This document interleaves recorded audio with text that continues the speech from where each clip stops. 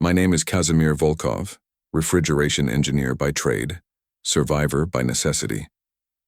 For 21 days I have endured the silent zombie outbreak, using my technical knowledge to stay alive when everyone around me turned. The infected move slower in cold environments. This discovery kept me breathing when the power grid failed, when scavengers came for my supplies, and when fever nearly took me. This is my story of survival against the silent dead. Before we start the video, let us know what country you are tuning in from in the comment section below. Perhaps we will make a story there. Let's begin. I should probably introduce myself properly. My name is Kazimir Volkov, though most people just call me Kaz. Still am, I suppose, an industrial refrigeration engineer. 21 days ago, I was just a guy who fixed cooling systems for a living. Now I'm recording this video from inside a secured cold storage facility, hoping someone out there might find this information useful. If you're watching this, it means you've survived this long too. Congratulations. That's no small feat these days. The temperature in here is exactly 38 degrees Fahrenheit. I keep it that way for a reason, which I'll explain soon enough. This place has become my sanctuary, my fortress against what's happening outside. I've reinforced the doors, rigged up a sustainable power system, and stockpiled enough supplies to last me a while. But I'm getting ahead of myself.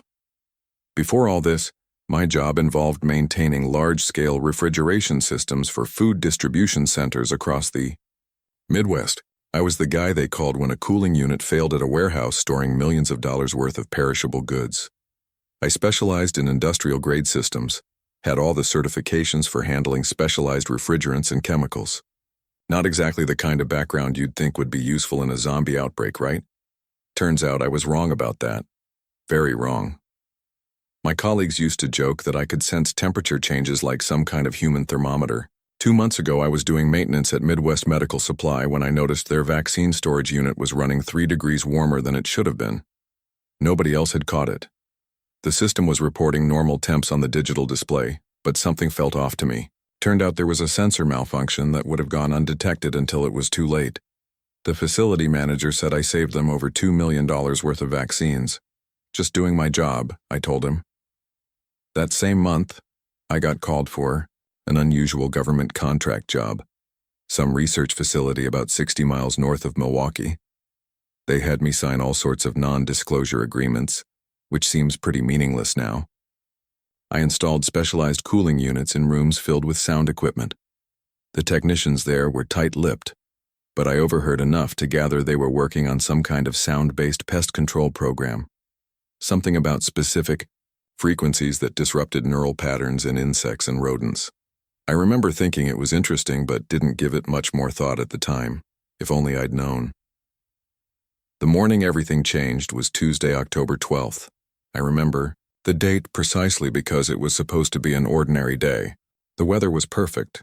Crisp fall morning, temperature around 50 degrees, leaves turning golden on the trees along the highway. I had a routine service call scheduled at Fairview Grocery Distribution Center just outside Milwaukee. Their main cooling system needed maintenance before the holiday shipping season ramped up. I was driving my service van listening to the radio when the first reports came in. The announcer kept interrupting the morning show to talk about unusual behavior being reported in Chicago, Detroit, and Minneapolis. Government officials claimed it was related to some new viral strain, but assured everyone it was under control. I didn't think much of it. Media exaggerating again, I figured. We'd seen health scares before. When I pulled into the Fairview parking lot around 8:30, I knew something was wrong. The place should have been bustling with delivery trucks and employees. Instead, there were maybe 10 vehicles scattered across the massive lot. Inside, I found only 3 employees huddled around a small TV in the break room. Maria, the shift supervisor, looked up when I walked in. Her face was pale. "You're still doing service calls today?" she asked, like I was crazy for showing up. "Nobody called to cancel," I said, setting down my toolbox. That's when I saw what they were watching. The news showed footage of downtown Chicago. People walking strangely through the streets, attacking others. But not like in the movies, these people weren't running or screaming. They just walked with blank stares, grabbing anyone they could reach, biting them, They're saying it's related to that. New sound-based pest control program, Maria said, her voice shaking slightly. You know, that thing they've been testing to drive insects and rodents away from crops? Supposedly it mutated somehow, affects people now. I remember laughing, thinking, it sounded absurd. Sounds like science fiction, I said. Maria didn't smile. My cousin works at Chicago Memorial. Says they've got people coming in with bites, then they start acting strange about 6 hours later. No fever, no symptoms. They just change, stop talking, start biting. I tried to focus on my job, checking the refrigeration systems while keeping an ear on the increasingly alarming radio reports. My phone kept buzzing with texts and calls from friends. One buddy in Minneapolis called in a panic, telling me to get out of the city. The call cut off mid-sentence. When I tried calling back, it went straight to voicemail. By 11:30, government announcements were becoming more urgent. National Guard units were being deployed to major cities. The president would address the nation that evening. They were still calling it a public health incident, but the evacuation orders for Milwaukee told me all I needed to know. This was serious. I finished the repair job by noon, mostly out of professional habit rather than any belief it mattered anymore. The 3 employees had already left. I was alone in a massive, refrigerated warehouse, listening to the world fall apart on the radio. My apartment was in downtown Milwaukee, but something told me heading into the city was a bad idea. I tried anyway. About 20 miles outside the city limits, traffic came to a complete standstill on the highway. People were abandoning their vehicles, grabbing whatever they could carry from their trunks and back seats. I could hear sirens in the distance, then the unmistakable sound of gunshots. That's when I saw them for the first time. Regular people. Businessman still wearing his suit, a woman in hospital scrubs, a teenager in a football jersey, all walking with that same blank stare I'd seen on the news. Not running, not groaning like zombies in horror movies, just walking with purpose toward the crowded highway, attacking anyone within reach. I watched in horror as a man in a business suit grabbed a woman trying to get her children out of a minivan. The bite happened so fast. No emotion on his face as he did it. None of the infected seemed to communicate with each other, but they moved with a kind of collective purpose, like they were all listening to instructions I couldn't hear. Making a split-second decision, I turned my service van around and drove across the highway median, heading away from the city. The small radio clipped to my belt kept broadcasting emergency alerts. The infection was airborne, spreading fastest in populated areas. The victims weren't dead. They were changed. Their brains rewired by whatever the sound technology had, mutated into. They didn't feel pain, didn't speak, didn't rest. They just attacked and spread the infection through bites. As I drove away from Milwaukee, I noticed military aircraft flying overhead, heading toward the city. Suddenly, a strange electronic tone cut through the radio broadcast, making me jump. It lasted only about 3 seconds before the radio returned to normal. But something about that sound made the hair on my neck stand up. That's when I saw something that made me question everything I thought I knew about this outbreak. A military convoy was moving against traffic on the other side of the highway. As they passed, I caught fragments of radio communication from a vehicle with its window down. 2 phrases stuck with me: containment failure and sound barrier collapse. I decided right then to avoid all major roads and population centers. That first night, I hid my van behind an abandoned farm equipment store, covering it with a tarp I had in the back. I barely slept, jumping at every sound, keeping my flashlight and a wrench close at hand. By morning, radio broadcasts were becoming sporadic.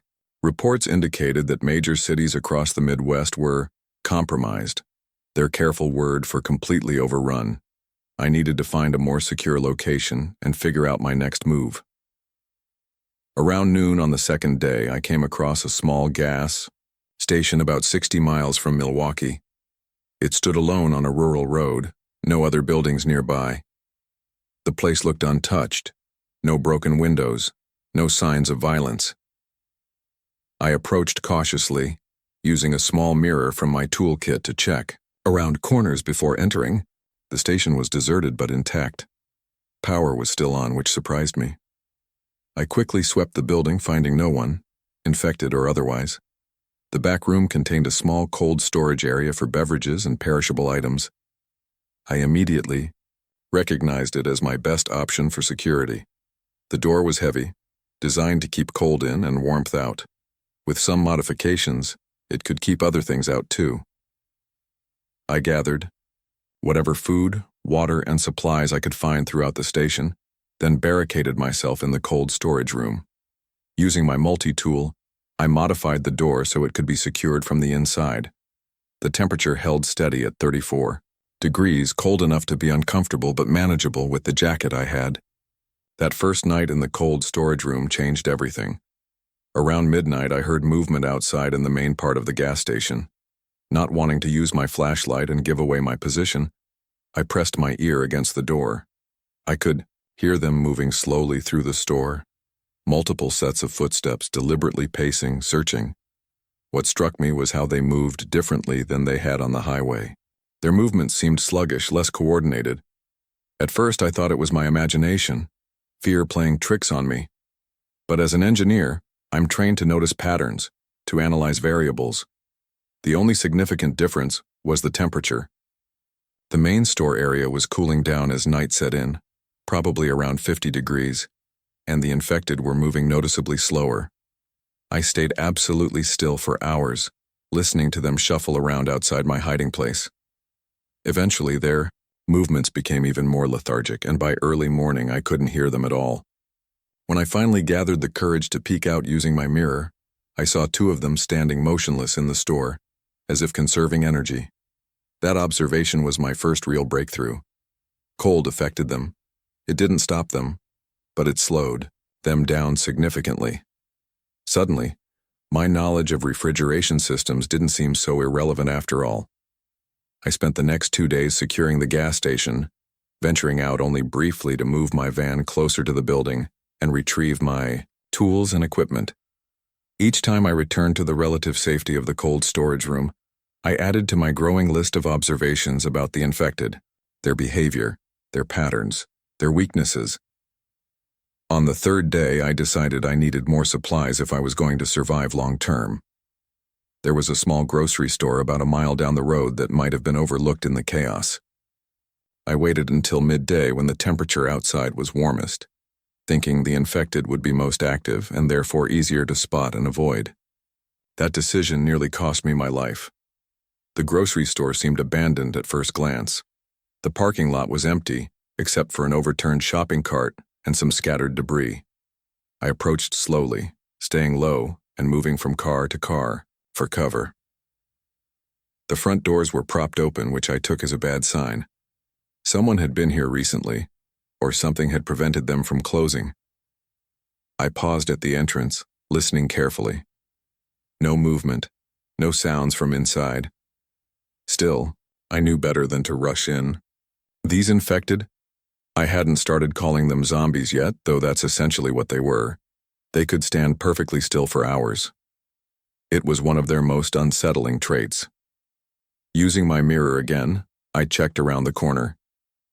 The store was dark inside, emergency lights providing minimal illumination. Most of the front shelves had been cleared out, but the back sections looked relatively untouched. I moved cautiously, keeping my back to the walls, scanning constantly for movement. I made it halfway through the store before I spotted the first one. A woman in a postal worker uniform, standing motionless between two aisles. Her head was tilted at an odd angle, eyes open but unfocused. I froze, calculating my options. The refrigerated section was to my right. If I could reach it, I might find useful supplies and possibly another exit through the storage area. I took one careful step, then another.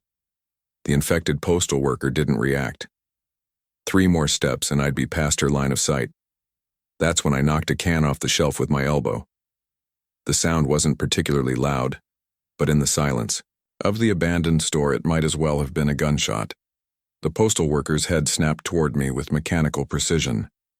No expression, no change in breathing, just immediate, deliberate movement. She began walking toward me and, worse, I heard movement from other parts of the store. There were more of them. I ran for the back room only to find myself cornered in a small office. 3 infected were closing in: the postal worker, a teenage boy, and an elderly man. No weapons, no way past them. That's when I noticed something that would later prove crucial to my survival. As I backed against a metal filing cabinet, the infected seemed momentarily confused by my reflection in the polished surface. It was subtle, just a slight hesitation, a tilt of the head, but it was enough. I grabbed a piece of broken mirror from a shattered picture frame on the desk and held it up. The approaching infected actually paused, as if trying to process why there were suddenly 2 of me. Using that moment of confusion, I managed to slip past them and make a dash for the emergency exit. I ran all the way back to the gas station without looking back, my heart pounding in my ears the whole time. Once safely inside my cold storage room, I tried to make sense of what had happened. The reflection thing was interesting, but not immediately useful for long-term survival. The temperature theory, however, that was something I could work with. I spent the rest of day 3 reinforcing my cold storage room and making notes in a small notebook I'd found behind the counter. Documenting everything could be crucial, not just for my survival, but for anyone who might come after. On the morning of day 4, disaster struck. The power went out. I woke to the sound of the refrigeration unit sputtering, then silence. The emergency lights flickered, then died. In the pitch darkness, I felt the temperature already beginning to rise. Without power, my safe haven would soon be no different from the rest of the world, and the infected would no longer be slowed by the cold. I grabbed my flashlight and tools and went to investigate. The gas station had a small generator for emergency power, but it wasn't running. I found it behind the building, completely drained of fuel. The main power lines leading to the building seemed intact, which meant the failure was likely at the grid level.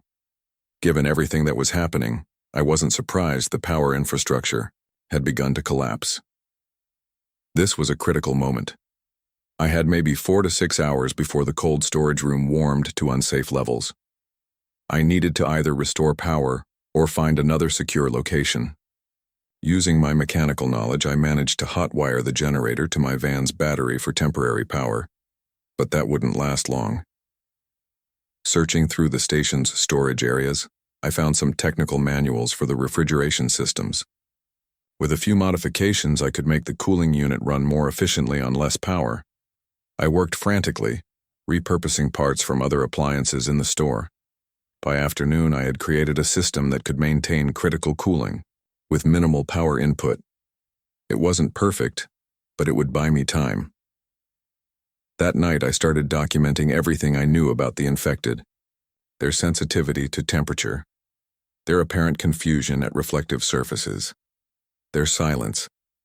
I had yet to hear any of them make a single vocal sound. Most importantly, I noted the connection to the sound-based pest control program I'd heard about at the distribution center. If sound technology had caused this, could sound also be part of the solution? I was adding these thoughts to my journal when I heard a noise outside the storage room. Not the shuffling of infected, but deliberate, careful movement. Someone trying to be quiet. I grabbed my wrench and pressed against the wall beside the door, ready to defend myself. "Hello?" A woman's voice, barely above a whisper. "Is someone in there?" I saw the light under the door. I hesitated, weighing my options. Other survivors could be valuable allies or dangerous competitors for limited resources. "I'm alone," the voice continued. "I'm not armed. I just need somewhere safe." Finally, I spoke. "How do I know you're not infected?" "The infected don't talk," she replied immediately. "And they don't knock politely either." She had a point. Cautiously, I cracked the door open, keeping the wrench ready. Standing there was a woman in her early 40s, Asian American, wearing a blood-stained lab coat over casual clothes. She looked exhausted but uninjured. "Dr. Rebecca Chen," she said, extending her hand before thinking better of it and dropping it to her side. "I was heading north when my car ran out of gas about a mile back. I saw your vehicle and took a chance. I introduced myself and, after a brief interrogation to make sure she wasn't a threat, invited her into my makeshift fortress. Dr. Chen revealed she was a neurologist who had worked with sound therapy treatments for patients with various disorders. When I heard about the pest control program on the news, I knew immediately something had gone terribly wrong, she explained as we shared some canned food. They were working with specific frequencies that disrupted neural patterns in insects and rodents. The technology was supposed to be targeted, species-specific. But it mutated? I asked. She coughed slightly, a dry sound that she dismissed as dust from the road. Not exactly. My theory is that they amplified the frequency beyond safe levels, trying to increase effectiveness. Sound waves are just vibrations that can cause physical changes in the brain. At high enough intensities, they could theoretically reconfigure neural pathways in mammals, including humans. And the airborne transmission? I asked. The report said it was spreading through the air. I think they deployed the technology using some kind of carrier wave, perhaps ultrasonic, that can be rebroadcast by the infected themselves. Like a virus that reprograms its host to transmit the same signal. The bites are just a secondary transmission method. Her explanation chilled me more than the cold room we sat in. This wasn't a conventional virus or infection, it was a technological epidemic, rewriting human brains with sound. We spent the night planning. Dr. Chen believed we should head north toward less populated areas and colder climate. The infected seemed to struggle in cold environments, and fewer people meant less chance of transmission. She mentioned a research station near the Canadian border that might have equipment we could use to better understand the sound technology. If we understand it, we might be able to reverse it, or at least block it, she said, her voice hopeful despite the occasional cough that punctuated her words. I agreed to the plan. Together we might have a real chance at survival, maybe even at finding a solution. We decided to leave the next morning after gathering whatever supplies we could carry. But when I woke up on day 5, Dr. Chen was gone. In her place was a hastily written note. Kaz, I'm feeling strange. Headache, memory gaps. I think I may have been exposed before I met you. Don't want to put you at risk. Took only my own belongings and some water. Find the Northern Research Institute. Look for Dr. Hammond. Sound is the key. RC. I rushed outside, scanning the area around the gas station. In the field behind the building, a lone figure stood motionless, facing away from me. Even from a distance, I recognized Dr. Chen's lab coat. I watched for several minutes, but she didn't move. Just another infected joining the silent ranks. I knew then that I was truly on my own, and that whatever this infection was, it was unlike anything we'd ever seen before. But I also realized something else that would change everything. The cold storage room had kept Dr. Chen's symptoms at bay, at least temporarily. The temperature hadn't just slowed the infected's movements, it had actually impeded the progression of the infection itself. This wasn't just about survival anymore. It was about understanding a phenomenon that could potentially be reversed or contained. I spent the rest of day 5 conducting careful observations of the infected outside the gas station. I created different temperature zones by positioning portable cooling units from the store in specific areas, then documented how the infected moved through these zones. The results were consistent. At ambient temperature, about 70 degrees that day, the infected moved at normal human walking speed. In areas where I'd created cooling zones of about 50 degrees, they slowed by approximately 30%. Below 40 degrees, their movements became noticeably labored, almost like they were moving through thick mud. I recorded each observation meticulously in my journal, drawing diagrams and noting timestamps. If I didn't survive, maybe this information would help someone else. Dr. Chen had mentioned the Northern Research Institute and someone named Dr. Hammond.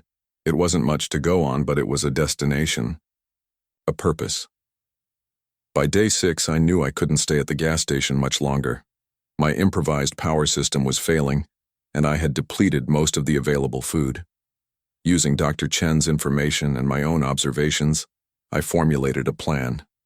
I would head north toward colder regions with fewer people. The research station she mentioned became my goal. Before leaving, I converted my service van into a mobile survival unit. I insulated the back storage area with materials scavenged from the gas station. creating a small but effective cold chamber using modified refrigeration parts. I gathered specific tools based on my new understanding of the infected, reflective surfaces, portable cooling systems, and anything that might be useful for working with sound technology. On the morning of day 7, I left the gas station. That had been my sanctuary. As I drove away, I glanced in my rearview mirror. Dr. Chen still stood in the field motionless, as if waiting for some command I couldn't hear. I wondered how many others like her were out there. People who might have been saved if we'd understood sooner what we were dealing with. The roads were largely empty as I headed north, occasionally having to navigate around abandoned vehicles or debris. I kept the radio on, though broadcasts were increasingly rare. Most stations had gone silent, but a few emergency frequencies still operated, broadcasting the same recorded messages about evacuation centers that had likely already fallen. Around noon, I stopped at a small town to search for supplies. The place seemed deserted at first, but as I approached a grocery store on the main street, I noticed movement inside. Using the side entrance, I slipped in quietly, keeping low and moving between shelves. The store's refrigeration units were off, food already spoiling. I was gathering canned goods when I heard shuffling from the next aisle. Backing away slowly, I found myself suddenly cornered by 3 infected, a store clerk still wearing a name tag, and 2 customers. They moved with mechanical precision, cutting off my escape routes. Trapped between shelves with 3 infected closing in, I desperately searched for an escape route. That's when I remembered my earlier observation about reflective surfaces. I had a small canister of refrigerant spray in my pocket, not as a weapon, but as a tool for my work. In that moment, it became both. I aimed the canister at the closest infected, the store clerk, and sprayed.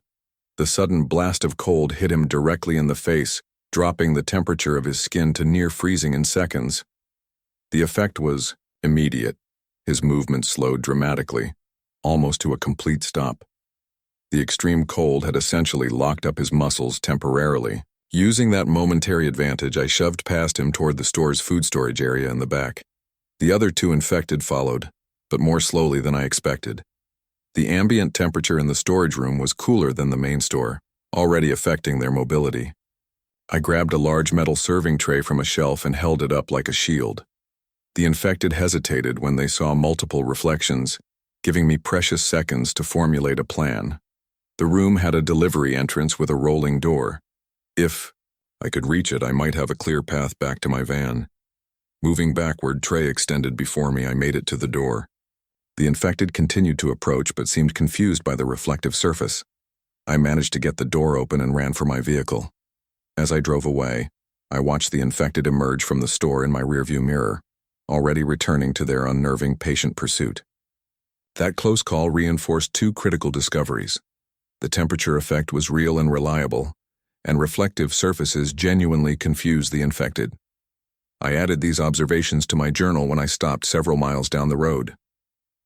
This was actionable intelligence, information that could keep me alive. By day 9, I had traveled about 100 miles north. The weather was getting cooler, which I took as a good sign for my survival strategy. That afternoon, I spotted a sign for the Agricultural Research Station, a small facility set back from the main road. The place looked abandoned but intact. No broken windows, no signs of violence. Still, I approached with caution, circling the perimeter before attempting entry. The main doors were locked, but a service entrance at the rear had been forced open already. Someone had been here before me. Inside, the facility was dark and silent. Emergency lighting provided just enough illumination to navigate the corridors. I found myself in what appeared to be an administrative section, offices and meeting rooms with papers scattered everywhere, as if people had left in a hurry. Using my mechanical knowledge, I located the building's electrical control room. With some careful rewiring, I managed to restore power to specific sections without activating exterior lights that might attract attention. The refrigeration systems came online with a low hum that felt reassuringly familiar. With basic security established, I began exploring more thoroughly.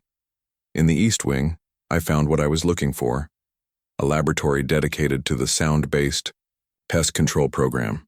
The room contained specialized equipment, computers, and filing cabinets full of research notes. I'm not a scientist, but as an engineer, I can read technical documentation. I spent hours going through the files, piecing together what had happened. The project had been developing sound waves that disrupted neural patterns in specific insect species. Initial tests had been successful. The technology could effectively drive away targeted pests without harming other wildlife. But there were concerning notes from the later stages of research. Attempts to amplify the effect had produced unexpected results in laboratory mammals. Rats exposed to higher intensities exhibited unusual behavioral changes, aggression, loss of social behaviors, and most alarmingly, a tendency to bite cage mates. One researcher had noted, sound patterns appear to be replicating themselves through the exposed subjects. Animals in proximity to test subjects are exhibiting similar neurological changes without direct exposure to the original sound source. Recommend immediate cessation of field trials until transmission mechanism is understood. The recommendation had been ignored. According to shipping manifests I found, the technology had been deployed in agricultural areas across the Midwest, just 2 weeks before the outbreak began. They had gambled with unproven technology, and we were all paying the price. Most disturbing was a technical document describing how the sound technology worked. It didn't just temporarily affect the brain, it actually rewired neural pathways. The technology created self-sustaining patterns of brain activity that could be transmitted to others through specific frequencies inaudible to human ears. The infected weren't just victims. They were carriers, continuously broadcasting the same signal that had reprogrammed them. But there was hope in the research too. Notes on one project showed that certain counter-frequencies could temporarily disrupt the patterns. Another file mentioned that lower temperatures slowed the neural activity that sustained the broadcast effect, confirming my own observations about cold environments. As night fell on day 9, I gathered all the relevant research I could find and stored it in my van. I was preparing to leave when I heard mechanical sounds from outside, engines and the crunch of tires on gravel. Looking through a window, I saw headlights approaching the facility. Not infected, actual people. I doused my lights and watched as 3 vehicles pulled up to the main entrance. Armed men in mismatched clothing, not military, just survivors, who had found weapons, fanned out around the building. I counted 8 of them, all displaying the aggressive, paranoid body language I'd come to associate with dangerous survivors. These weren't people looking to rebuild or help others. They were scavengers taking what they wanted by force. I'd encountered their type before. They represented a different kind of threat, one that cold and reflective surfaces couldn't deter. I remained hidden as they breached the main entrance, listening to them ransack the building. Their voices echoed through the corridors as they searched for supplies. "Check for medicine, batteries, anything we can use," a gruff voice commanded. "And keep your eyes open. Tire tracks outside are fresh." They were thorough, moving methodically through the facility. I realized they would find my van if I didn't move it, but leaving my hiding spot meant risking discovery. I was trapped, and they were getting closer. Using my knowledge of the building's layout, I crawled through a maintenance duct to reach a different section without crossing their path. From a window in an upstairs office, I could see my van parked behind the building. If I could create a distraction, I might reach it before they realized someone else was here. The research facility had an emergency notification system, a series of alarms designed to alert staff to various situations. From the electrical control room, I could trigger those alarms remotely. It was risky, but I had no other options. I made my way back to the control room undetected and located the alarm circuits. With some quick rewiring, I set up a delayed trigger that would activate alarms in the West Wing, away from both my position and my van. Then I waited. When the alarms blared, the reaction was immediate. The scavengers shouted to each other, several of them rushing toward the source of the noise. In the confusion, I slipped out through a side door and sprinted for my van. I had just reached it when a voice behind me shouted, "Hey, stop right there!" I turned to see one of the scavengers aiming a shotgun at me. No time to explain or negotiate. I dropped to the ground as he fired, the shot going over my head. Rolling under the van, I emerged on the far side and scrambled into the driver's seat through the passenger door. The engine roared to life as more shots hit the side of the vehicle. I floored the accelerator, crashing through a wooden fence and onto an access road that led away from the facility. In my rearview mirror, I saw several of the scavengers running toward their vehicles. I had maybe a minute's head start. What followed was a tense chase down dark country roads. My van, loaded with equipment and supplies, couldn't outrun their lighter vehicles. I needed another advantage. That's when I remembered passing a small bridge about 5 miles back. Narrow, with a steel gate that could be closed to prevent access during flooding. I pushed the van to its limits, reaching the bridge just ahead of my pursuers. Sliding to a stop, I jumped out and manually cranked the gate closed, securing it with a chain from my toolbox. As the scavengers' vehicles appeared around the bend, I was already back in my van, accelerating away. They fired a few shots at the gate, but it held. By the time they found another route, I would be long gone. I drove through the night, taking random turns on increasingly remote roads until I was certain I'd lost them. When dawn broke on day 10, I found myself in a heavily wooded area, low on fuel and exhausted from the night's events. The gauge showed less than a quarter tank remaining, not enough to continue much farther north. I faced a critical decision: try to find more fuel in a potentially dangerous area, or fortify a position here and wait out whatever came next. The decision was effectively made for me when the van's engine began to sputter about an hour later. I managed to reach a small roadside gas station before it died completely. The pumps were long empty, but the location offered some strategic advantages: good visibility in all directions and a small garage I could secure. After checking that, the place was clear of infected. I moved my supplies into the garage and began assessing my situation. The research documents I'd gathered from the facility were spread out before me, along with my journal of observations. Between the two, I had begun to form a more complete picture of what we were facing. The infected were victims of sound technology gone horribly wrong. Their brains had been rewired to both receive and transmit the same destructive frequencies. They weren't dead or mindless. Their consciousness had been overridden, their neural pathways reconfigured to serve a singular purpose: spread the signal to others. Temperature affected them because cold slowed the electrical activity in their brains, reducing their ability to both receive directions and transmit the signal. Reflective surfaces confused them because they created visual echoes that their reprogrammed brains couldn't properly process, similar to how certain sound frequencies can cause disorientation. Most importantly, the research suggested that the effect might not be permanent. If the transmission could be blocked or disrupted for long enough, the brain might begin to restore its natural patterns. It wasn't much hope, but it was something to work toward. With my van inoperable, I needed a new strategy. According to my map, there was a small town called Lakewood about 5 miles ahead. It might have supplies, possibly even fuel or another vehicle. But venturing there on foot would leave me exposed, both to the infected and to hostile survivors like the scavengers from the research facility. I spent the rest of day 10 preparing. I fashioned a small cart from parts in the garage to transport essential supplies.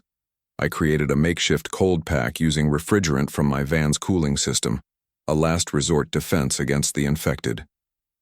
I studied the map, identifying potential safe houses and escape routes in Lakewood. As the sun rose on day 11, I began the journey on foot, pushing my supply cart along the empty road. The morning was cold, temperature hovering around 40 degrees. Good conditions for avoiding the infected, but it made for uncomfortable traveling. The road to Lakewood wound through dense forest, occasional farmhouses visible in the distance. I stayed on the main road, moving at a steady pace, constantly scanning for movement. The silence was oppressive. No birds, no distant traffic, nothing but the crunch of gravel beneath my feet and the squeak of the cart's wheels. I reached the outskirts of Lakewood by midday. The town was small, just a main street with shops and a few residential blocks spreading outward. It seemed abandoned at first glance. No movement, no signs of recent activity. Still, I approached with caution, keeping to the cover of trees until I could be certain it was safe. Using binoculars, from my supplies, I observed the town for almost an hour. No infected in sight, but that didn't mean they weren't there. Sometimes they remained completely motionless for hours, conserving energy until stimulated by sound or movement. The main street featured the usual small-town businesses, a grocery store, pharmacy, hardware store, and various shops. Most important, to me, were the gas station at the far end and the hardware store mid-block. Between the two, I might find what I needed to make my van operational again. I entered town from the east, moving from building to building, checking each before proceeding. The grocery store had been thoroughly looted, but the hardware store looked promising. Its heavy security gate was intact, suggesting it might not have been raided yet. As I approached the hardware store, I noticed something that made me freeze. Fresh boot prints in the dust outside the front door. Someone had been here recently. Not infected, they didn't leave distinct boot prints. These were deliberate human tracks. I had a decision to make: retreat and find another location, or proceed with extreme caution. Given my dwindling supplies and broken-down van, I chose the latter. If there were other survivors here, they might even be potential allies. The hardware store's front door was locked, but a side service entrance had been forced open. I slipped inside, giving my eyes time to adjust to the dim interior. The place was dusty but largely intact. Most of the shelves still held inventory: tools, building materials, mechanical parts. Exactly what I needed. I made my way carefully through the aisles, gathering items for van repair, fuel line, pump components, wiring. I found a hand-cranked fuel pump that would let me siphon gas from abandoned vehicles. With these supplies, I might get mobile again. As I was examining a battery charger, I heard it, the unmistakable sound of a floorboard creaking overhead. Someone was in the building's second-floor office. I set down my findings silently and drew the wrench from my belt, my only real weapon. The stairs to the office were at the back of the store. I approached them, slowly, keeping low. From above, I could hear faint movements, someone trying to be quiet, but not quite succeeding. I had just reached the bottom of the stairs when a voice called out, "I've got a shotgun aimed at the stairway. Come up slow, with your hands empty, or I start shooting." The voice was male, firm but not aggressive. I considered my options. Running would make me a target, and fighting would be suicide if he really had a shotgun. Reluctantly, I called back, "I'm coming up. I'm just looking for parts to fix my vehicle." "No trouble." "We'll see," the voice replied. "Hands first, then the rest of you." I placed my wrench on the ground and raised my hands, ascending the stairs slowly. At the top, I found myself facing not just one person, but three. A middle-aged man with the promised shotgun, a younger woman with a hunting knife, and a teenage boy holding what appeared to be a homemade spear. They looked tired, dirty, and suspicious, but not outright hostile. "Name and business," the man demanded, keeping the shotgun leveled at my chest. "Kazimir Volkov. I'm a refrigeration engineer," I replied, keeping my hands visible. "My van broke, down a few miles east. I'm just looking for parts to get it running again." The man studied me for a moment. "An engineer, huh? That actually might be useful." He lowered the shotgun slightly, though not completely. "I'm Dan. This is my sister, Ellie, and her son Josh. We've been held up here for about a week." That brief exchange was the beginning of what would prove to be both a valuable alliance and, ultimately, one of the most dangerous situations I'd faced since the outbreak began.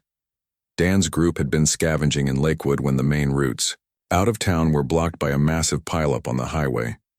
They'd been trying to find parts to repair their own vehicle, a pickup truck with transmission problems. Once we established that we weren't threats to each other, we agreed to pool our knowledge and resources. "An engineer might be exactly what we need," Dan said, finally lowering his shotgun completely. "Especially one who knows machines. Our truck's been making a noise like metal grinding whenever we try to shift gears." Under different circumstances, I might have laughed at how normal his concern sounded. Just a regular mechanical problem in a world that had completely fallen apart. Instead, I nodded seriously. "I can take a look at it. But first, I need to tell you what I know about the infected. It might help keep us all alive." Over canned beans and stale crackers, I shared my observations about temperature effects and reflective surfaces. I explained the connection to the sound technology, summarizing what I'd learned from the research facility. Dan and his group listened with growing interest, occasionally asking questions or sharing their own observations. "We notice they don't like the cold," Ellie said. "There were more of them when we first arrived. But after that cold snap 3 days ago, most of them just wandered off." "They don't talk either," Josh added. "No moaning or anything like in the movies, they're just quiet all the time." "That tracks with what I've seen," I confirmed. "They're not dead, they're reprogrammed. Their brains are still functioning, just differently." Dan looked skeptical. "If they're not dead, then why do they act like, well, zombies?"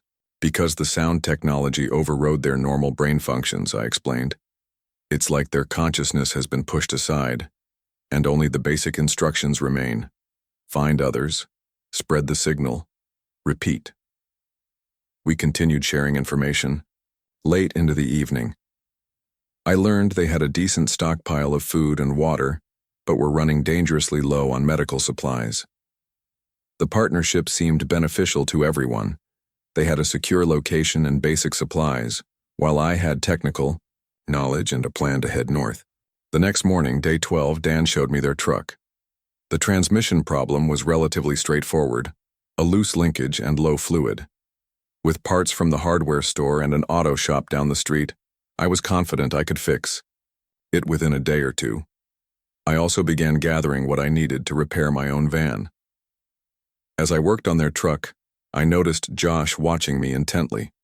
The teenager had an engineer's mind, asking insightful questions about how various components work together. I found myself explaining the systems in detail, partly to distract us both from the reality of our situation, and partly because passing on knowledge seemed important now.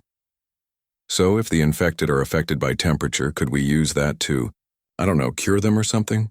Josh asked as I tightened a fitting on the transmission. The question caught me off guard. I hadn't thought much about curing the condition, just surviving it. "I'm not sure," I admitted. "The research I found suggests the effects might not be permanent if the transmission signal is blocked long enough. Cold slows it down but doesn't stop it completely." "What about those counter frequencies you mentioned?" he pressed. "Could we broadcast those somehow?" "Maybe," I said, warming to the idea. "But we'd need specialized equipment, the kind they might have at that northern research facility Dr. Chen mentioned." Working together over the next day, we made significant progress on both vehicles. By the evening of day 13, the transmission in Dan's truck was repaired, and I had gathered everything I needed to fix my van. We were discussing plans to retrieve it the following morning when we heard vehicles approaching outside. Dan motioned for silence, moving quickly to the front window. 3 trucks, he whispered.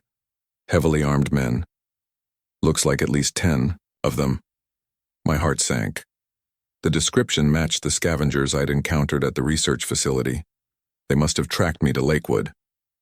"They're stopping at every building, searching systematically," Dan reported, his voice tense. "We've got maybe 10 minutes before they reach us." "We need to hide," Ellie said, already gathering essential supplies. I shook my head. "They're thorough. They'll find us if we stay here. We need to move to another location." "The department store across the street has a large storage area," Josh suggested. "Lots of places to hide and multiple exits." It was our best option. We quickly gathered what we could carry: food, water, medical supplies, tools. I made sure to take my journal and the research documents. If we got separated, that information could be crucial for whoever made it out. We slipped out through the hardware store's back exit, just as the first scavenger vehicle pulled up in front. Moving in the shadows between buildings, we crossed to the department store undetected. The main doors were locked, but Josh knew of a service entrance that had been forced open during earlier scavenging. Once inside, we split up to find hiding spots, a dangerous but necessary strategy. If they found one of us, the others might still escape. I took position in a stockroom filled with clothing racks where I had a view of the main floor through a small window. Within minutes, the scavengers entered the hardware store. Even from across the street, we could hear them ransacking the place, shouting to each other about finding recent signs of occupation. They knew someone had been there. "Spread out," a voice commanded. "Check every building on this block. They can't have gone far." My hiding spot felt increasingly vulnerable as I heard them entering the department store.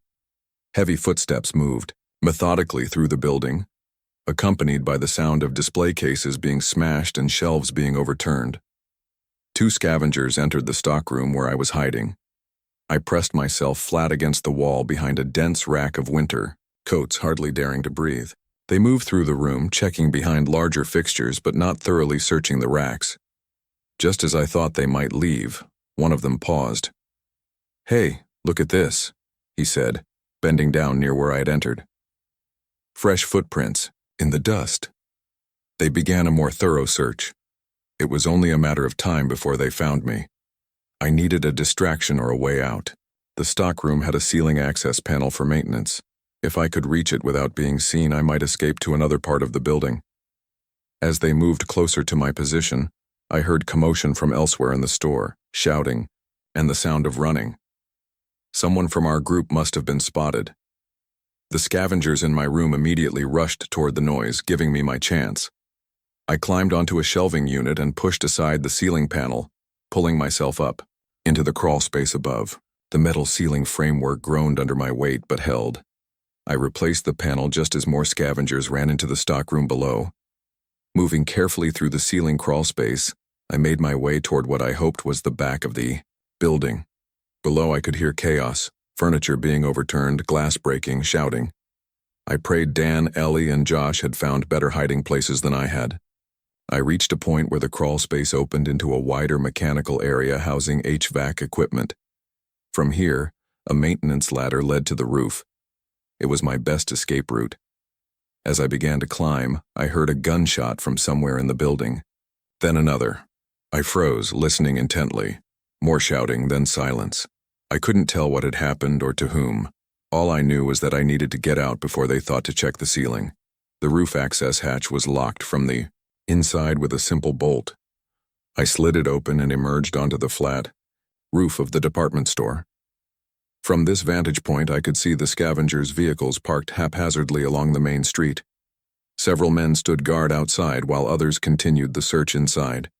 The adjacent building was slightly lower than the department store, with about a 5-foot gap between them. If I could jump across, I might find another way down and out of the scavengers' search area. It wasn't much of a plan, but it was all I had. I backed up to get a running start, trying not to think about what would happen if I fell. The gap wasn't particularly wide, but the consequence of failure was severe.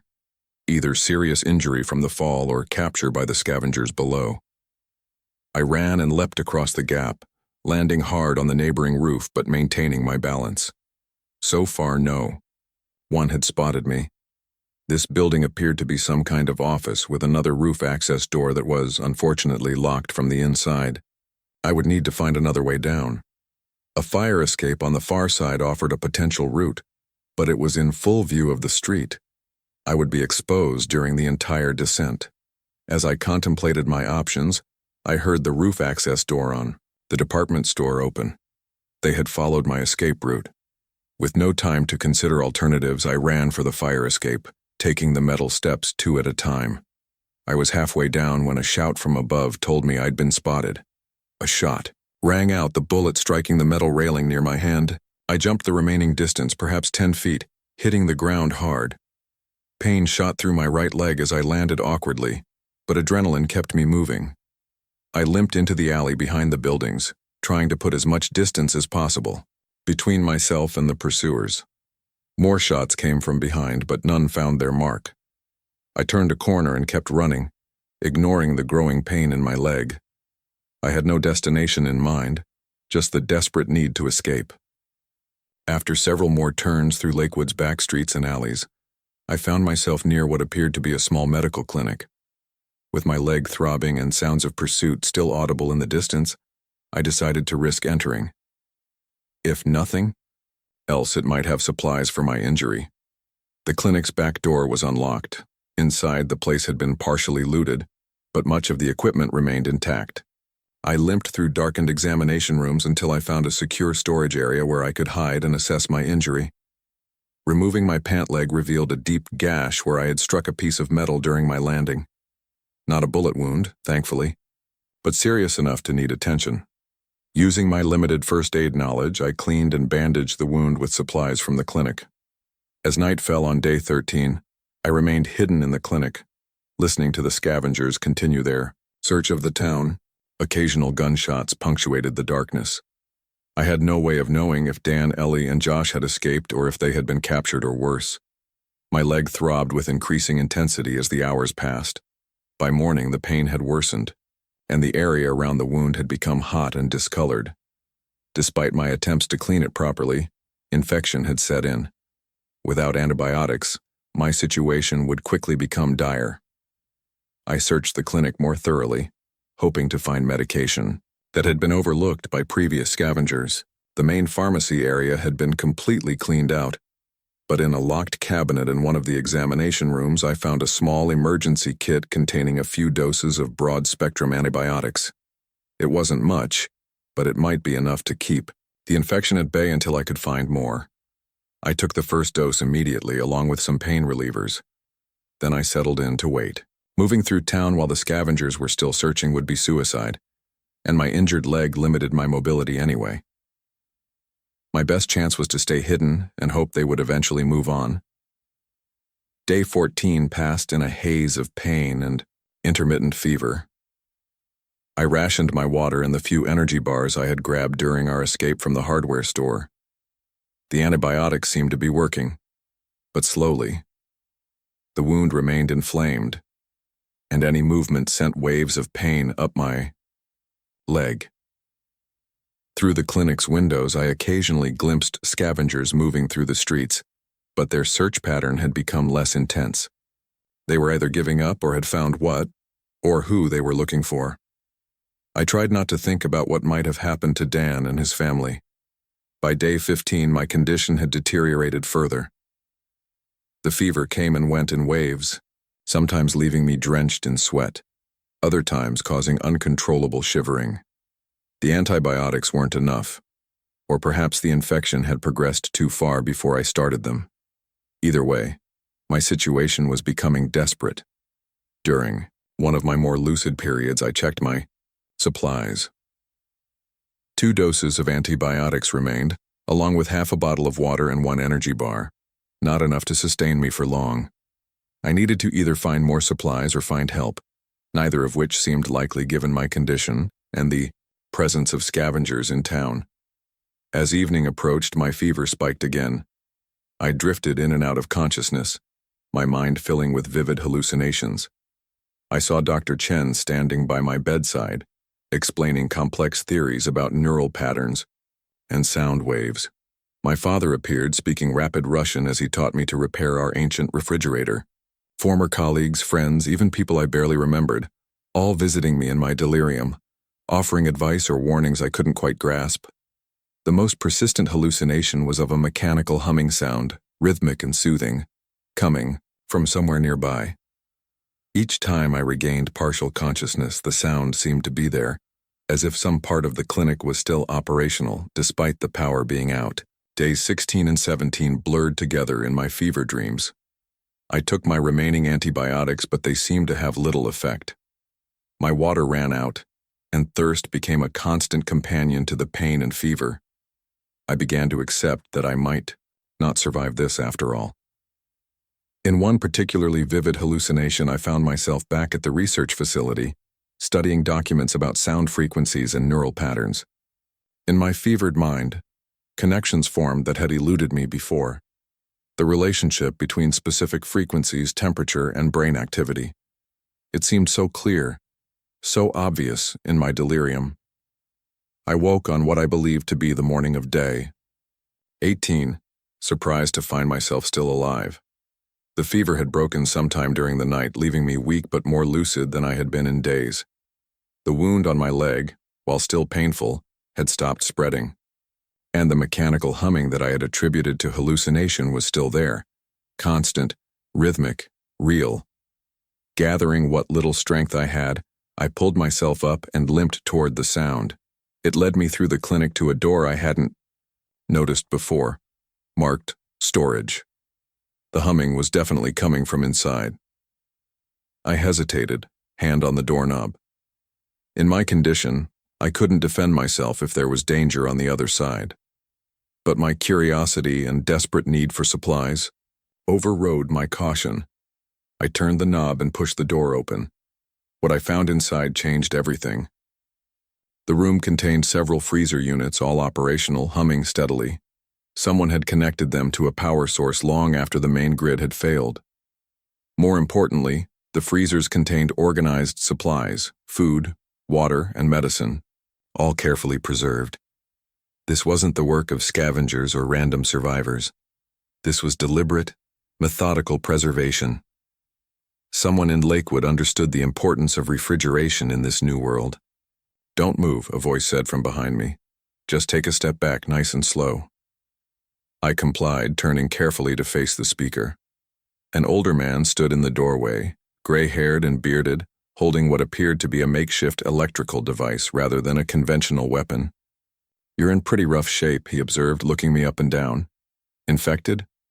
"The wound, yes," I replied, my voice raspy from thirst. "Not the outbreak. I've been hiding from scavengers for days. Got injured jumping between buildings." He studied me for a moment, then lowered his device. "Name's Ray, former electrical engineer. Retired, at least until the world went to hell. Now I keep things running." He gestured to the freezers, including these. Essential for medicines, some foods. Temperature control is everything now. "Kazimir Volkov," I responded. "Refrigeration engineer." And I couldn't agree more about temperature control. Ray's eyebrows raised slightly. "A refrigeration specialist? Well, that's a stroke of luck. We've got a lot to talk about, Kazimir. But first, let's get that leg properly treated before you lose it." Ray turned out to be a lifesaver, both literally and figuratively. He had been a senior electrical engineer for the regional power company before retiring 2 years ago. When the outbreak hit, he was visiting his daughter in Lakewood. He never told me what happened to her, and I didn't ask. Some stories are better left untold in this new world. He had set up a hidden workshop in the basement of the clinic, connected to a solar power system he'd installed on the roof. The setup was ingenious, completely self-contained and invisible from the street. While the scavengers had searched the main floors multiple times, they'd never discovered the basement entrance, concealed behind a false wall in a supply closet. "First thing we need to do is get that infection under control," Ray said, leading me to a small treatment area in the corner of his workshop. He had a surprisingly well-stocked medical cabinet, antibiotics, painkillers, even surgical tools. "I was married to a nurse for 40 years, he explained, noticing my surprise. "Picked up a few things." The next few hours were unpleasant but necessary. Ray cleaned my wound thoroughly, applied a proper antibiotic treatment, and wrapped it in clean bandages. The professional-grade antibiotics he administered were much more effective than the partial doses I'd been taking. Within hours, I could feel the difference. "You're lucky," he said as he worked. "Another day without treatment, and you might have lost the leg. Or worse." As I rested, Ray explained how he'd survived so far. Unlike most people who fled or panicked, he had stayed put and observed. His engineer's mind had approached the outbreak as a problem to be analyzed and solved, rather than a horror to escape. "I noticed right away that they behaved differently at night when the temperature dropped," he said, echoing my own observations. "And they seemed to react strangely to certain electrical frequencies from my equipment. Not all frequencies, just specific ones." This caught my attention immediately. "What kind of reactions?" "Disorientation, mainly. I was testing a backup generator that runs at a specific harmonic frequency, and 2 infected who had been standing outside for hours suddenly started walking in circles, bumping into each other. It was brief just until I shut it off, but it was definitely a reaction. The coincidence was too perfect. Ray's electrical expertise complemented my refrigeration knowledge in exactly the way needed to understand what we were facing. I shared my findings from the research facility, the connection to the sound technology, the temperature effects, everything I had documented in my journal. Ray listened intently, occasionally asking clarifying questions or making notes of his own. When I finished, he sat back in his chair processing the information. So this whole thing started with sound waves designed to disrupt neural patterns in pests, he summarized. And now the infected are essentially broadcasting the same signal that reprogrammed them, spreading it to others. That's my understanding. Based on the research, I confirmed. And cold temperatures slow the signal transmission, which is why they're less active in colder environments. Exactly. Ray stood up and walked to a workbench covered with electrical components and handwritten diagrams. If that's true, then theoretically we could create a countersignal, a frequency that disrupts the transmission. Combined with temperature control, we might be able to create safe zones where the infected can't function. The idea aligned perfectly with what I'd been thinking, but hadn't had the electrical expertise to implement. The research mentioned counter-frequencies, but I didn't understand the details well enough to apply them. I might, Ray said, already pulling components together. We'd need to identify the exact frequencies they're using, then generate an opposing wave pattern. He paused, thinking. There was a military research paper I found about a month ago, might be relevant. Let me find it. He retrieved a folder from a filing cabinet and spread several documents across the workbench. I've been collecting information whenever I can safely scavenge. This came from a National Guard vehicle abandoned on the highway. The paper was heavily redacted, but contained critical information about the government's response to the outbreak. It confirmed much of what I had pieced together. The sound technology had indeed been the source, initially deployed as an agricultural pest control measure before something went catastrophically wrong. Most importantly, the document included technical specifications about the frequency ranges involved. The military had identified the specific patterns being transmitted by the infected and had been working on countermeasures when communications broke down. This is exactly what we need, Ray said, his excitement evident despite his calm demeanor. With these specifications, I can build a device that generates the counter frequency. It won't be a cure, but it could create a safe perimeter. Over. The next 2 days, 18 and 19 since the outbreak began, we worked together almost continuously. My leg was healing well thanks to Ray's treatment, and my mind was clearer than it had been in days. The partnership was remarkably effective. Ray understood the electrical components and frequency generation, while I contributed my knowledge of refrigeration systems and temperature control. The theory we developed was straightforward. Create devices that combined cold temperature generation with specific counter frequencies. The cold would slow the infected's neural activity, making them more susceptible to the disruptive effect of the counter frequencies. Together, these measures might create areas where the infected couldn't function at all. Ray had accumulated an impressive collection of parts and equipment over the weeks since the outbreak. Solar panels provided steady power, and his workshop contained tools for both electrical and mechanical work. Using refrigeration components salvaged from various buildings, in Lakewood we built prototype devices that could generate localized cold zones while broadcasting the counter frequencies. Testing our theories would be dangerous, but necessary. On the morning of day 20, we prepared to leave the safety of the clinic for the first field test. Ray had spotted a small group of infected that regularly passed down the main street around noon each day. Perfect subjects for our experiment. We set up our equipment in an alley with a clear view of the street, connecting everything to a portable battery pack. The device wasn't pretty, a jumble of refrigeration coils, electrical components, and speakers. But according to our calculations, it should work. Remember, we're staying back and observing only, Ray cautioned as we made final adjustments. If something goes wrong, we retreat immediately to the clinic. No heroics. I nodded in agreement. We had come too far to take unnecessary risks now. At 11:45, we powered up the system. The refrigeration components began cooling the air in a concentrated area, extending about 20 feet in front of us. An ordinary thermometer showed the temperature rapidly dropping in our target zone.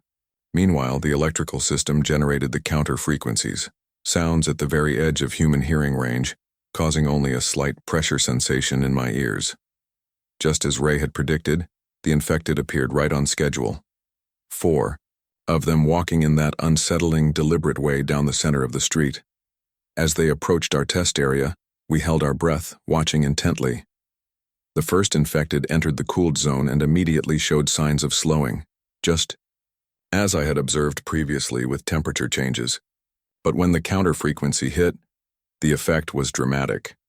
The infected stopped completely, then began moving erratically, as if disoriented. It turned in circles, bumping into a second infected who had entered the zone behind it. All 4 infected exhibited the same behavior, complete disruption of their normal movement patterns. They weren't being harmed, but they were effectively neutralized within our test area. Most importantly, they made no attempt to approach us, despite being aware of our presence. After 5 minutes of observation, we powered down the device and retreated to the clinic, leaving the confused infected behind. Once safely inside, we could hardly contain our excitement. "It worked," Ray said, checking his notes. "Better than I expected, honestly."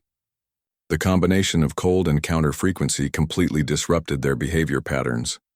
"It's not a cure," I cautioned, "but it's a defense, a way to create safe zones." "And that's a start," Ray replied. "Now we need to scale it up." We spent the rest of day 20 refining our design, making the device more efficient and portable. Ray had access to a small electric cart that could carry our equipment, allowing us mobility without requiring a full-sized vehicle. Our plan was to create a mobile safe zone that could travel with us. That evening, as we prepared for the next phase, Ray revealed something he had been holding back. "There's a place we should go," he said, spreading a map across the workbench. Before the communications went down, I received a message from a former colleague. He said a research team was establishing a secure facility here. He pointed to a location near the Canadian border, about 100 miles north of our position. Northern Research Institute. They were specifically studying the outbreak and developing countermeasures. The name struck me immediately. Dr. Chen mentioned that place. She said to find someone called Dr. Hammond there. Ray looked up sharply. "Hammond? Thomas Hammond?" He was the lead researcher on several government projects I consulted on. Brilliant mind, especially in neurological applications of electrical stimulation. The coincidence seemed too perfect, but in a world turned upside down, I was learning to accept such things. If he's working on countermeasures, our research could help, and they might have resources we lack. Our decision was made. We would head north to the Research Institute, bringing our prototype device and all our documentation. The journey would be dangerous, but staying in Lakewood indefinitely wasn't an option. Eventually, the scavengers would return, or supplies would run out, or some new threat would emerge. Dawn of day 21, today, found us loading the Saido electric cart with our equipment, food, water, and medical supplies. Ray had modified the cart to run on solar power, with backup batteries for cloudy days or nighttime travel. It wasn't fast, but it was quiet, and didn't require gasoline. An increasingly rare commodity, we left Lakewood through back roads, avoiding the main highway where the scavengers had set up checkpoints.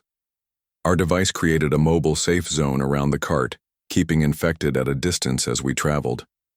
The morning was uneventful, giving us hope that our journey might be easier than expected. That hope was dashed around noon when we encountered the largest group of infected I had seen since the outbreak began. At least 30 of them, standing in an oddly uniform formation across the road ahead. Unlike the scattered individuals or small groups I'd observed before, these infected seemed to be operating with a collective purpose. "They're evolving," Ray murmured, slowing the cart, "adapting their behavior." We stopped at a safe distance, assessing the situation. Our device was working. The infected made no move to approach us, but they also showed no signs of moving from their position blocking the road. It was as if they knew what we were doing and had organized to stop us. "We need to go around," I suggested. "Through those fields to the west." Ray shook his head. "Too rough for the cart. We'd lose half our equipment trying to navigate that terrain. Then we go back and find another route." "There is no other route," Ray said grimly. Not unless we want to add 50 miles to our journey on roads that might be worse than this one. We were at an impasse. Our device could defend us, but it couldn't clear a path, and we couldn't simply wait for the infected to move. They had demonstrated remarkable patience in the past, standing in one position for days if necessary. That's when I remembered something from my fevered hallucinations in the clinic. Connections I had made about the relationship between frequency, temperature, and behavior. What if we modified our device, not just to disrupt the infected's coordination, but to influence their movement? I explained my theory to Ray. If we adjusted the counter frequency to create a directional pattern, essentially a sound gradient, we might be able to push the infected away from our path, rather than simply confusing them. It's possible, Ray agreed after considering the idea. We'd need to reconfigure the output pattern and add directional speakers, but we have the parts. Working rapidly, we modified our device, adding salvaged speakers positioned to create a focused wave of sound. The theory was similar to using sound to herd animals, creating an uncomfortable zone that the infected would instinctively move away from. With the modifications complete, we advanced slowly toward the group of infected. I controlled the directional output while Ray drove, both of us tense and ready to retreat if our plan failed. As we came within 50 feet, we activated the modified system. The effect wasn't immediate, but after about 30 seconds, the infected on the edges of the group began to shift position, moving away from the directed sound waves. Gradually, a narrow path began to open in their formation. "It's working," I whispered, adjusting the output to widen the path. Ray edged the cart forward cautiously. The infected continued to move aside, creating just enough space for us to pass through. Their faces remained blank, but their bodies responded to the sound gradient, stepping away from the uncomfortable frequencies. The passage through their ranks was the most tense 2 minutes of my life. At any moment, I expected our device to fail, or the infected to suddenly rush us. But the technology held, and we emerged on the other side of the group, immediately accelerating away. We traveled several more miles before stopping to rest and check our equipment. The encounter had proven our theories correct, but had also revealed something concerning. The infected were demonstrating coordinated behavior, potentially adapting to the changing circumstances. It suggested a level of collective intelligence we hadn't observed before. By late afternoon, we reached an abandoned ranger station that offered secure shelter for the night. Inside, we found basic supplies, and more importantly, maps of the northern regions we would be traveling through. According to the most detailed map, the Northern Research Institute was located about 60 miles further, accessible via Forest Service roads that might be less likely to be blocked or monitored by hostile survivors. As evening fell, we received our first piece of good news in weeks. Ray's modified radio picked up a transmission, weak and staticky but unmistakably human. Someone was broadcasting from a location to the north, using a repeating message. "This is Northern Research Institute. We maintain a secure zone for survivors. Medical facilities available. Approach from the East Access Road for screening. Repeat. This is Northern Research Institute." The message continued with coordinates and basic instructions. Ray plotted the position on our map. It matched the location his colleague had indicated. The facility was operational, and they were accepting survivors. That broadcast reinvigorated our determination. We spent the evening planning our route, identifying potential hazards and alternatives if we encountered roadblocks similar to the one today. Our device had proven effective, but we made additional modifications to improve its range and efficiency. This morning, day 21 since the outbreak began, we set out at dawn, following Forest Service roads that wound through increasingly dense woodland. The terrain was challenging for our small cart, but we made steady progress, encountering only isolated infected that our device easily repelled. Around midday, we came across an abandoned military checkpoint about 10 miles from the Research Institute. The soldiers were long gone, but they had left behind valuable resources, including detailed documents about the quarantine zone surrounding the institute. Most importantly, we found a military research paper that confirmed everything we had pieced together about the outbreak, while adding crucial details we had missed. The sound technology had indeed been designed as a pest control measure, but it had been weaponized by a foreign intelligence operation. The frequencies had been amplified and modified to affect human neural pathways, then deliberately deployed across key agricultural regions. The document described the infected's hypersensitivity to specific frequency ranges, information that allowed us to fine-tune our countermeasure device for maximum effectiveness. It also confirmed that sustained exposure to counter frequencies in cold environments could potentially reverse the effects in recently infected individuals, though those infected for longer periods showed little improvement. Armed with this new information, we made our final approach to the Northern Research Institute. About 2 miles from the facility, we encountered our first sign of their security measures: a checkpoint with a temperature scanning system and speakers broadcasting counter frequencies similar to our own device, but more sophisticated. A voice called to us over an intercom as we approached. "Identify yourselves and state your purpose." Ray explained who we were and what we had discovered. After a series of verification questions about our technical knowledge, clearly designed to confirm we weren't hostile or delusional, the gate opened, and we were directed to follow a marked path to the main facility. What we found there exceeded our expectations. The Northern Research Institute had been converted into a fortified compound housing approximately 50 survivors, many of them scientists and engineers who had been working on countermeasures since the early days of the outbreak. The entire perimeter was protected by an advanced version of the system we had developed, a combination of temperature control and counter frequencies that kept the infected at bay. Dr. Thomas Hammond, Ray's former colleague, greeted us personally. A tall, thin man with a perpetual look of intense concentration, he immediately recognized the value of our research and improvised devices. "You've independently developed components we've been working on for weeks," he said, examining our equipment with evident admiration. "Especially this directional repulsion system. We haven't perfected that yet." We spent hours sharing information, comparing notes and discussing theories. Dr. Hammond's team had made significant progress understanding the mechanism of infection and potential treatments, but they lacked the practical field experience we had gained through our journey. The facility had everything we needed to refine and expand our countermeasures: laboratories, workshops, power systems, and most importantly, a community of like-minded individuals committed to finding a solution, rather than merely surviving. That brings me to now recording this video in the cold storage facility that has become my new workspace. The temperature in here is exactly 38 degrees Fahrenheit, optimal for slowing the neural transmission among the infected while remaining tolerable for normal human activity. Over the next few weeks, we'll be developing larger-scale versions of our countermeasure device, potentially creating expanding safe zones where survivors can rebuild without constant threat from the infected. It's not a cure yet, but it's a start, a way to reclaim spaces from the silent army that has overtaken our world. If you're watching this and you're still fighting to survive, know that you're not alone.